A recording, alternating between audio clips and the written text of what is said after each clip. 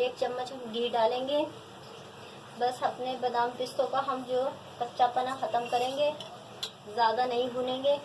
हम ये चारों चीज़ें डाल देंगे, बस इनका हल्का सा हम नाज़रीन कच्चापना ख़त्म करेंगे, फिर हम उतार लेंगे। अब वो आने लग गई है, हमारे ये बादाम पिस्ते चारों चीज़ें भून चुकी हैं, हम उतार रहे हैं। हम सबसे पहले नाज़रीन हम घी में पका रहे हैं। का चम्मच है, 2 चम्मच हम घी डालेंगे, ज़्यादा नहीं डालेंगे। ये देखें, बस 2 चम्मच मैंने घी डाला है, गरम हो चुका है। अब हम ये डाल देंगे, 2 पीस हमने दालचीनी के डाले हैं। ये 5-6 लौंगे हैं हमारे पास, ये हमने डाली है। 5-6 हमारे पास इलायची है, ये हमने डाली है। जैसे ये गोल्डन हो जाएंगी तो नाज़रीन हम अपनी सवैयाँ डालें, सवैयाँ फ्राई करेंगे। इसमें तीनों चीज़ें फ्राई हो चुकी हैं। जो हमने सवैयाँ रखी हैं ये हम डाल देंगे। और आपने आँच का खास तौर पे ख्याल रखना है, ज़्यादा तेज़ आँच आपने नहीं छोड़नी।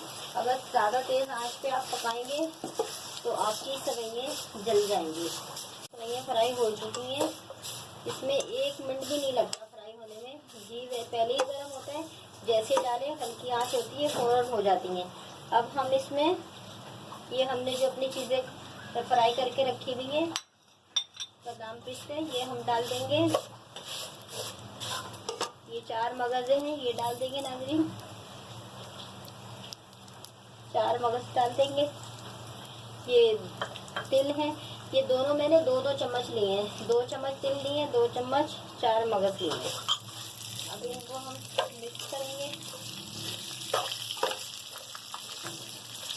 ये आधी प्याली हम ये डाल देंगे, फिर हम देखेंगे मीठा सही है या नहीं है। अगर कम हुआ तो और डाल लेंगे। ये मैंने पानी उबाल के रखा हुआ है 1 कप, ये मैं भी डाल दूँगी चीनी के साथ ही।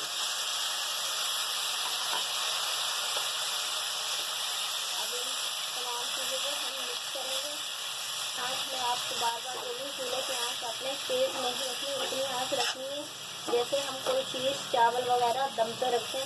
सही आ रहा है मीठा, और नहीं हमें डालना पड़ेगा।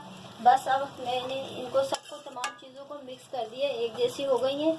अब मैं इनको 10 मिनट के लिए दम पे रख दूँगी।